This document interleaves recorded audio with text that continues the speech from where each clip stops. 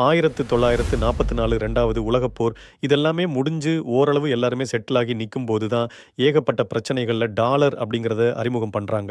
இந்த டாலர் அறிமுகம் பண்றதுனால அமெரிக்காவுக்கு என்ன நடக்குது? உலக அளவுல அறிமுகம் பண்றாங்க. ஸோ அமெரிக்காக்கு என்ன நடக்குதுன்னா, அமெரிக்கா யாருக்கு வேணாலும் கடன் குடுக்கலாம். அமெரிக்காக்கு காசு தேவைப்படும்போது அமெரிக்கா யார்ட்ட போய் கையேந்த வேண்டாம். அவங்க டாலர் அச்சடிச்சா மட்டும் போதும். ஸோ இந்த டாலர் அச்சடிச்சு எல்லா நாடுகளுக்கும் விநியோகம் பண்றாங்க. டாலர் இருந்தா தான் இந்த பொருள் உனக்கு கிடைக்கும். டாலர் இல்லன்னா உனக்கு அந்த பொருள் கிடைக்காது அப்படிங்கிற அந்த எண்ணத்துக்கு கொண்டு வராங்க. பெட்ரோ டாலர் அப்படின்னு சொல்றத நம்ம படிச்சிருப்போம். அதாவது கச்சா எண்ணெய் அன்னைக்கு எல்லா நாடுகளுக்கும் தேவை.